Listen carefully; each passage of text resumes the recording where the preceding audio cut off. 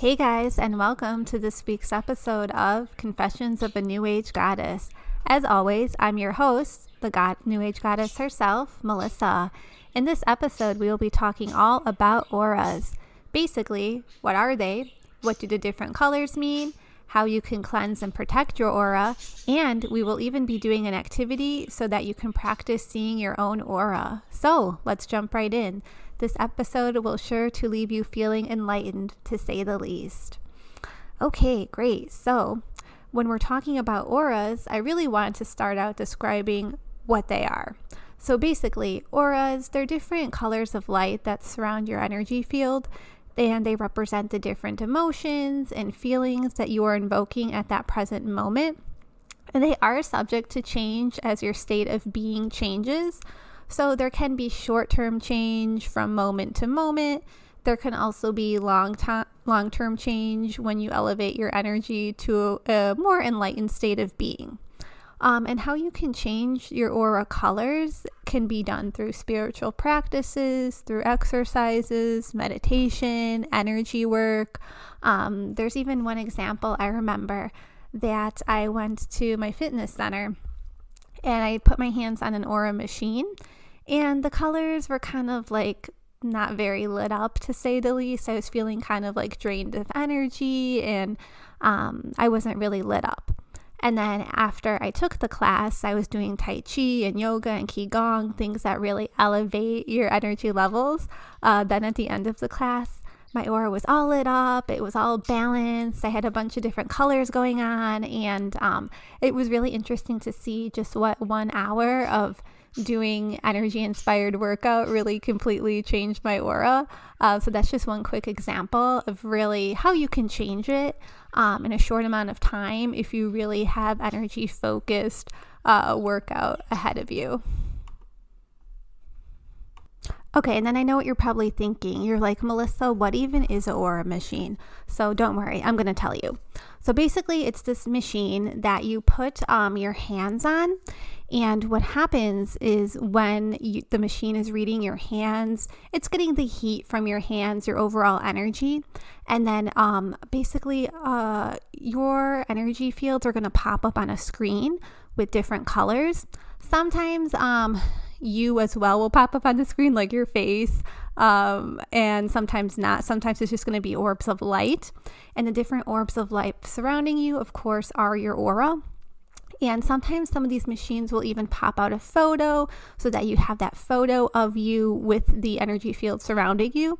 And I'm going to attach a photo that I took of my aura a few years back on my Instagram as well as my Facebook pages. I'll link them below in the description box, so that just so that you have an example of what one looks like, so you can kind of see what I mean, since it's hard to do a visual here on a podcast. Okay, so that's kind of one way of being able to see your aura. And then another way is you can actually get an intuitive to channel what your aura looks like to them, and they'll paint it for you. And I also got one of those done. I'll also link those in my social media profiles as well. So what happens is you have to contact an intuitive. There's many online who do it. And they'll just basically talk to your spirit guides and just kind of channel what colors are coming through for them, and what patterns are coming through, if there's any, different types of sparkles, things of that nature, just to kind of see what's going on with you. And you can also get these interpreted by either the artist or another intuitive person to really say, hey, what messages are we getting from this portrait, and etc. I myself just kind of meditate on the portrait that I have and kind of see what types of messages come through for me when I look at it. So that's another cool way that you can kind of see what your aura looks like. And funnily enough, when I did it, when I did a portrait photo, basically the main three colors that popped out for me were blue, green, and purple. And then also when I got an intuitive portrait done, the same colors, blue, green, and purple, popped out for me again. So I thought that was just really cool that the same family of colors popped up each time. It's definitely something to note, because each color really does mean something, and we'll get to that a little bit later on in the pod. And also there's another option too. There are some people who naturally can just see your aura colors by looking at you. We have some very intuitive, gifted people that way as well. So I used to have a friend who was able to do this, and you didn't even have to be in front of him. He was even able to see what your aura colors were, over the phone without video chat or anything. He could just kind of tune into it and sense it, and then just let me know what was going on with me at that time. And I always thought that was really cool too, that he just had that innate ability. So people who can channel things, yeah, it's awesome to be able to see you. I'm sure that helps them out. But if you're really an intuitive person, you don't even have to be in the same room as the person to get those messages coming through. Okay, so now here's the moment that you guys have all been waiting for. We're going to talk about what the different colors of your aura means. So the colors do correspond with the colors of the rainbow, and you'll also have colors like black, white, brown, and gray as well. And all the different colors mean something different. So let's start at the top. So if you're someone who has a red aura, these are usually people who are very passionate, and they could be passionate really about anything. It's probably what you're doing at the present moment you're very passionate about. These are very strong-willed people. They have a lot of energy. Red can also, of course, represent ego and anger. It could also represent fear, and it also does have to do with your sexuality. So someone who's in that state of mind could also be emitting a red aura as well. Okay, then the next one is going to be orange. So my people with orange auras, they're very ambitious. They're very courageous. Orange is another color for creativity. These are people who have good self-control, and they're very much a thinker, but not always a doer. They're at the stage where they're mapping out what they're going to do, but they're not really at the action stage yet. And they have a lot of big ideas, but they don't always materialize. And they're just kind of at that thought process phase if they're omitting the color orange. Okay, then next we have yellow. These people are very optimistic. They're happy. They're usually naive. They're friendly, but they can be easily deceived. And they're positive. And it's not that they're not intelligent. They might be very book smart, but they're not exactly street smart. They're usually lacking in life experience a little bit, but this color can definitely change into other colors as they mature and grow. This is kind of found more in younger people or people who just have a childlike mind. Okay, then the next color is green. Green, I really like this color because it has such dual meanings. It could either be something positive or something negative. So when we think of the color green, I think a lot of us would either think of growth or greed, and that's exactly what it means. So if you have someone with a green aura, it could be, growth. They're going through a new stage in their life, new energies coming in, changes, they're a healer. But it could also mean that they're a jealous person or that they're greedy. And how you can decipher if it's going to be green in terms of growth or green in terms of greed is the other colors that are in the picture. Yes, we do have some people who will only be omitting one color, but it is more common to be omitting 2 to 3 colors in your aura. So if it's green paired with, let's say, one of the more negative colors we're going to talk about later on in the list, like brown, that's going to be someone who's greedy. But if it's green and it's paired with, let's say, the color blue, which is a positive color to have, that's going to talk more about growth. So you kind of have to, dissect each color individually, but then see when the colors come together, what does that mean? I mean, it's kind of like if you have the color red and the color blue, that makes purple, right? But if you mix blue with green, you're going to get yellow. I mean, this is basic primary colors, but you kind of have to have that same thought process when you're talking about aura colors as well. Okay, great. Then the next color is going to be blue. This is more of a deeper blue, and this is going to represent someone who's calm, they're sensitive, they're chill. This is a very common color to get after meditation. Even when you, let's say, someone gets a brain scan, right? And they see the colors lit up in their brain before meditation, and then after meditation, the colors usually change. And those colors represent their energy levels and all sorts of other types of things, their stress levels. So yeah, blue, it's definitely one that I can say I've gotten after I've come out of meditation and then got my aura read. So I can confirm it's happened to me as well. Okay, and then the next color on the list is going to be indigo. These are my intuitive folks. These are people who are curious. They're always searching for more knowledge, always eager to learn. And they're really the type of person that's going to hunt down the answer. They just need to know. And their curiosity really does take them to some magical places. And then after that, we have purple. These are my spiritual people. These are people who are intuitive, mystical.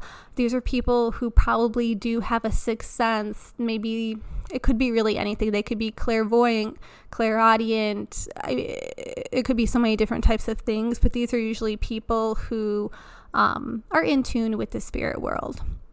Okay, then after that, we have pink. This color is going to represent love, honesty, friends, positivity. Again, that naive happiness where everything's just so great and everything's like sunshine and rainbows. And it's really because they don't know any better. But again, this color is common with young people or childlike people. Okay, now we're going to have more of our negative colors. There's a little batch of those too. So the first one is going to be black. This is someone who has a very, very low energy. They're vibrating at a very low frequency. They probably are sick. They might have some type of illness or they are going to die soon. So, this is just someone, they're not doing too hot. And they're likely on death's doorstep. Okay, then after that, we have gray. Again, this is someone with low energy.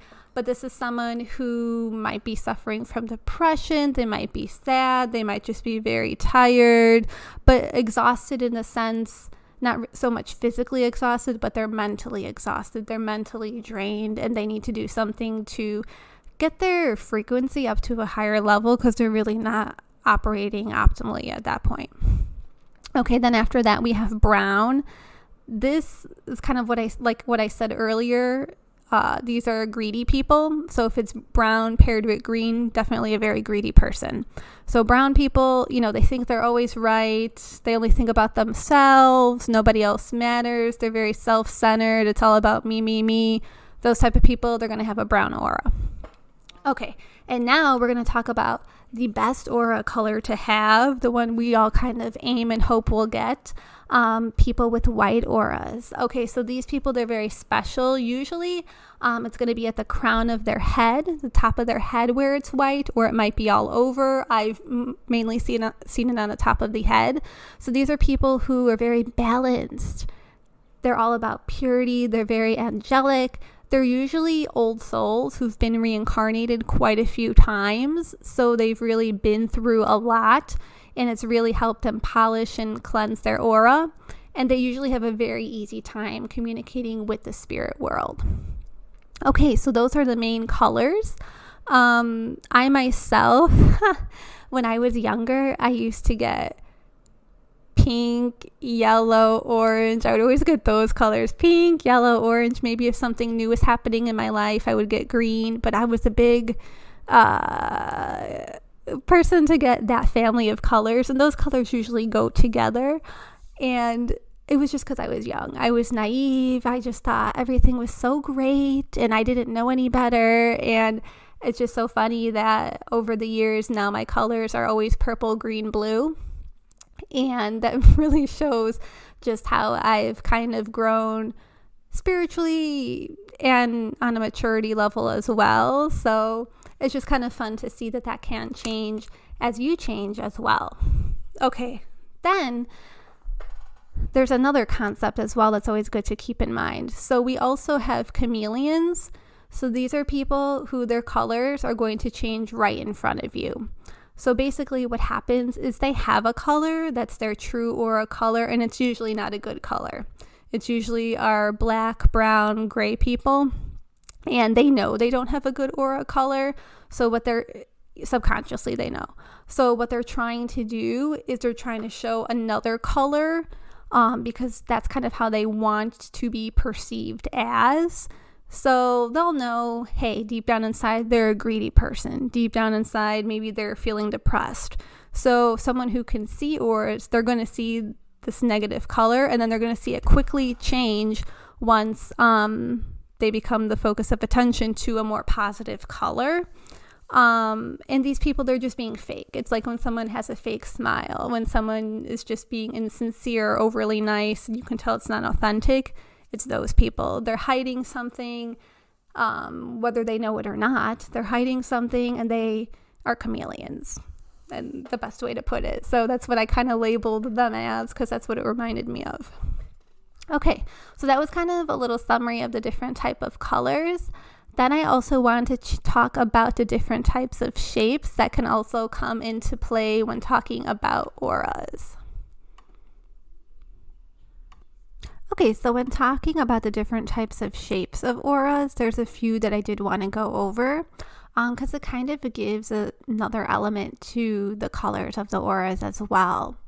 So in terms of shapes, the first one I wanted to talk about was cords. So I think we've probably heard before that you need to like cut the cord with someone. If someone's draining your energy, you got to cut that cord. And there's many different ways to do a spiritual cutting of the cord, and we can talk about that in another pod, because that's a whole other animal in and of itself. But basically, these are people who their aura is reaching out to you or someone else who probably has a higher energy level, and what they're trying to do is suck the energy out of you. These are also known as energy vampires or parasites. So, you really have to be mindful of people like this, and I'm going to talk about how to protect yourself against people like this later on in this episode. Okay, then we also have people who have auras that are going to either be pulling in or pulling out.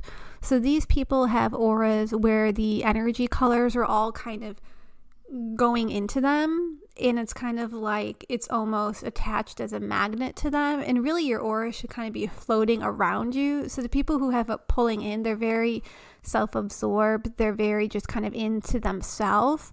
It doesn't necessarily also always have to be that in a negative light, but maybe they're a more shy or sheltered person, and it's just they kind of keep to themselves and aren't very extroverted. And then we also have the opposite, people who have auras that are pulling out. These are our extroverted folks. These are people who, when they come into a room, you really notice them. You can really sense them. You really know what they're all about because they're out and loud and proud about it. Okay, then we also have people whose auras are still. They're not really moving around too much. It's just kind of sitting there, and they're just kind of hanging out, if you will. And then we also have people whose auras are spotty. So these people, it's kind of like they change their minds so quickly. I don't want to say they're bipolar, but they just kind of go wherever the wind may blow them, and they're not really stable-minded all of the time, at least not emotionally. Okay, then we have hysteria. So these are people who, oh my God, everything's such a big deal, and they're either mad and they're yelling, or then they're crying. It's never like stable. Like their energy centers are either going to be super, super high or super, super low. And it's just like there's no middle ground with them. So their aura distributes that as well. Then we have walls up. These are people that kind of use their aura as a blocker so that other people don't associate with them. It's a little bit different than pulling in, because walls up are like, oh, I'm, feeling really green today, and that's kind of like a blocker. I'm all about greed right now, and I'm just like money hungry, and don't talk to me unless you're going to help me make money. So that would kind of be an example of walls up. And then the last example is combo. So this is a combination. This is a people who maybe one moment they're hysterical, and then another moment they're walls up. And again, I don't want to say bipolar, but let's leave that up for interpretation. But it's just kind of good to know that you can have a combination of more than one different type of shape, along with the different types of combinations of colors. Okay, so now you guys know what the different types of colors mean, what the different types of shapes mean. So I feel like we're ready to do a little practice to try to see our own auras. Okay, so this is something, it might not work the first time you do it. Don't beat yourself up about it. I mean, it definitely didn't work for me the first 100 times. But either way, it's an activity we can all kind of do on our own. So basically, if you want to see your aura, the first thing you would do is either stare at a white wall. If you don't have a white wall, you can just get a clean piece of white paper. And we're just going to hold the paper up or look at the wall. And then what you're going to do is you're going to take your hand out in front of you, have it palm open. And we're going to put the hand against the white surface. And we're just going to kind of stare at it. And what you're going to do when you stare at it is just kind of dilate your eyes the same way you would if you were staring at one of those 3D pictures that has a hidden image in it. Like, it kind of reminds me of that Seinfeld episode where Mr. Pitt is looking at the 3D image that has a hidden picture in it, and he cannot see the picture, and he's told repeatedly to dilate his eyes, and it doesn't end up working out for him. So kind of like that. So just try to dilate your eyes, till you're seeing maybe two hands in front of you, and then kind of look around your fingers. What colors do you see? When you do it long enough and enough times, you are going to start to see colors. So maybe you see a little bit of red. Maybe you see a little bit of green. What does that mean? What color do you see more of? What colors are you not seeing? Kind of take notice of all of that and practice. I'm sure you guys are going to have to do this a few times before you start seeing any colors, but it's just kind of like a cool way that you can kind of see the colors on your own if you don't have access to an aura machine or an intuitive who can channel an aura portrait for you. Okay, great. So yeah, now you guys you kind of learned how to see your own aura if you put the time and effort into it. Okay, now what I promised we would talk about is people who drain your aura. Okay, so if you're an empathetic person like I am, people will drain your aura all of the time. And you really have to be extra careful when you're around people who do this, because you cannot be on low battery all of the time because of energy vampires, right? We cannot live like this. So my whole thing is, it is important to do this self-maintenance on yourself, because the person who's draining your energy, they're not the ones that have to walk around with low energy. They're not the ones who have to do all of this self-care later to get their energy levels back up. So there's ways that you can kind of block the whole situation from ever happening, and then you don't have to worry about it. Okay, and then you might be saying, well, Melissa, what is an energy vampire? We know what these people are. These are people who have the dark auras, the black, the gray, the brown, our chameleon friends.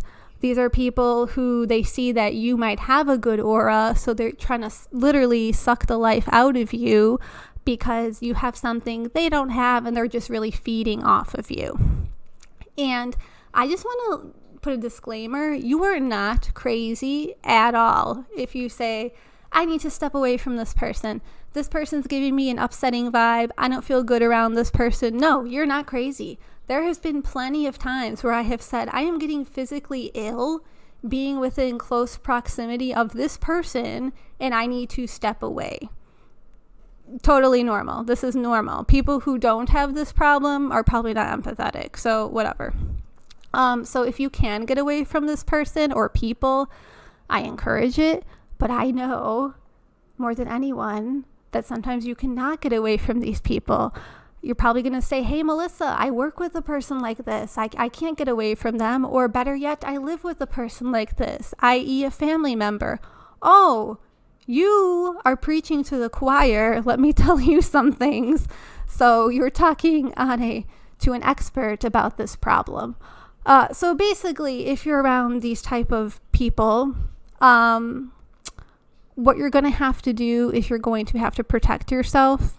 So the best way to really do this is to shield yourself. So one of the ways that you can do this, let's say you're at work. You have an annoying coworker, they have a bad vibe. Let's say you have a desk, right? So what you're going to do is you're going to shield yourself at the desk.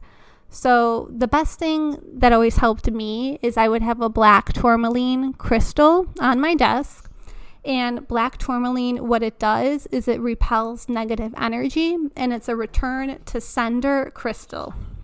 So what that means is essentially if someone is going to try to send me negative energy or is going to try to suck my energy out, that vibe that they're giving me is going to get sent back to them.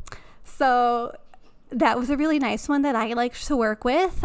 Even sometimes when I'm at home, I have a black tourmaline necklace that I wear for that same purpose. So that makes me feel a lot better. And it's just kind of interesting that when someone tries to do something negative to you, they're going to get it back. So that's kind of like a little quick way to get to karma, if you will. Another thing that I do to shield myself is every morning when I get out of the shower, in a little spray bottle, I have sage that I boiled with some pink Himalayan salt and a couple other ingredients. And basically I spray that on myself every morning, and I just have an intention when I spray it on myself to get rid of negative energy. Any negative energy that comes my way, it's not going to be able to affect me because I have this shield. Also, another thing that I used to do when I worked in an office is I put a gold scarf on the back of my chair. And the reason I did this is because it was something that was kind of like shiny. It was something sparkly, and it kind of, that light was kind of, I used it as a shield to protect myself so that when someone came up to my desk with their negative energy, it kind of was like a protection that I felt. Sometimes I would even wear the scarf in the office, like over myself, even if I wasn't cold, just to kind of protect myself. And I remember I had to really do it at one job because I had a girl who worked behind me, and she just had the worst aura. It was just so bad. It was literally suffocating. And she was a big complainer, and she would always be talking about her significant other when no one asked, like one of those people. And, I did everything I could. I wore my noise canceling headphones, anything, so I wouldn't have to listen to her and like breathe in that toxic energy. So I had to get creative. I had to do these types of things. And another thing that's really good to keep in mind too is if negative energy is coming your way, ask yourself why. I mean, we are all mirrors. We are all mirrors of each other. When I see someone who has positive qualities, it reminds me of the positive qualities I have. And when I see someone with negative qualities, it reminds me of my negative qualities. And I said, why does this female bother me so much? And then I was like, oh my God, because when I was younger and when I had wasn't as mature as I am now, I used to display some of those qualities. I would not say to that extent, but to some point I would display those qualities, and I was like, oh my God, she's a mirror to show me of how ugly I used to look, of how annoying I used to be. And thank God I'm not like that anymore. And that's basically what her purpose is. And it was also to remind me to never to go back to that either. Because a lot of times when you do something negative, you don't always see it. But when someone else does, you see it loud and clear, right? So that was really, I think, what her purpose was. And then it got to the point where I felt bad for her. And then it didn't affect me as much. So I think a lot of stuff is just perspective. And that was a good example of that. Okay, and then what happens when you don't kind of shield your aura is bad things can happen. Not only will you be running on low energy because it's getting sucked out of you, you'll kind of almost your soul will kind of almost leave your body to a sense. I mean, you're not going to die, but basically what happened to me is I was working at another place where it was awful work environment, and then I was having some other personal issues, and I was in a bad relationship. There were just so many things where it got to the point where I disassociated from myself because there were all these things that were draining me. It's such a heavy rate. And what happened is I literally felt like a robot. I was just going through the motions. There was no emotion. It was just, oh, I have to do this thing. Okay, here you go. It was like I was on autopilot. And I really didn't realize how bad it was until my friend who could see auras, he said, again, he was on the phone with me. He wasn't even with me in person. He was like, Melissa, literally, you have no color. There's nothing. He's like, I can't feel anything with you. It's not that you're black or brown or gray and aura colors. I don't even feel anything. He's like, you basically left your body. And I just felt like a shell of a person. And what happened is I was just wrapped up in the human condition. I was just about, oh, we need to do this and we need to do that. And there was literally no color left with me. So I really had to get back into meditation and my energetic practices to build me back up to even get to a livable spot again. So it was really a whole process, and I promised myself I would never get back to that again, and I haven't. So that's why it is very important to keep your energy levels up high and to not let other people affect them. I mean, you cannot control other people, but you can control how you respond to them, and you can control how you're vibrating. And as long as you can do that, that's more than half the battle. Okay, so that is an example of people with negative auras. Okay, now there's also more things that you can do to kind of clear your area or clear yourself when negative energy does come your way. So the first one that I like to do is called smudging. This is kind of similar to what I do in the morning when I spray myself down, but essentially it's taking sage, you light it on fire, so then it starts smoking, and you sage your area. You can sage your desk, your room, your living space, yourself, whatever you need to do. So that's getting rid of all of that negative and stagnant energy. Then another thing to do is use a selenite stick. So that's basically a crystal, and it usually comes in wand form. And what you do with that, that can help you with cord cutting. So basically, if you feel any energetic cords to someone who's draining you, you just kind of take the selenite stick and just see yourself kind of cutting that cord wherever you're feeling it coming out of you. And you can also move a selenite stick along the four sides of your aura. So your front, your back, your left, your right side, and then also under your feet. That's another way that, hey, any cords that are attached to me at any part of my body, they're cut now. Then another way, kind of what I mentioned a little bit earlier, is exercise. This could be, yes, it could be energy enhancing exercises, but really anything where you're sweating. You're really releasing some toxins and getting rid of the bad energy that way. If you can do it in a workout class setting, that's awesome. I've noticed it to be more effective if I'm working out by myself, just because if I'm getting rid of negative energy, all of the people in that class are too, and then that could still infiltrate into me. So that's why for me, a private workout session is better if I have that goal in mind. Then another way to do it is if you take a detox bath. And what that is basically running a bath. You put some sea salt, some baking soda, lavender oil, and some Epsom salt in it. And you can also add in some other essential oils if you so desire. And that's really releasing all the toxins from your body. It's adding magnesium, which is very relaxing. And that's another way to kind of release that stagnant energy. And another way is if kind of what I was saying earlier with the spray bottle, just, that always helps me just to kind of start my day out on the right foot, if you will. And then the last way to clear your aura is by using a tuning fork. So a tuning fork is basically a metal rod. It's going to have a little curvature at the end, and you would tap it with a crystal, and then it's going to start to vibrate. And then you would do the same thing that you do with the selenite stick.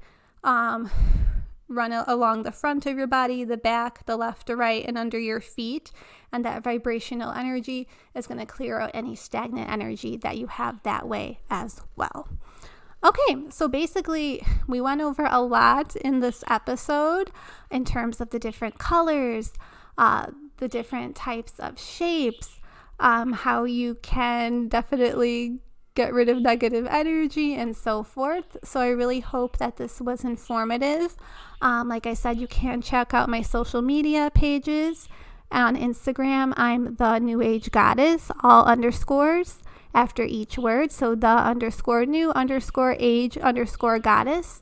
And then on Facebook, I'm New Age Goddess. So I hope to see you there, and I'll talk to you next time on next week's episode of Confessions of a New Age Goddess. Thank you and namaste.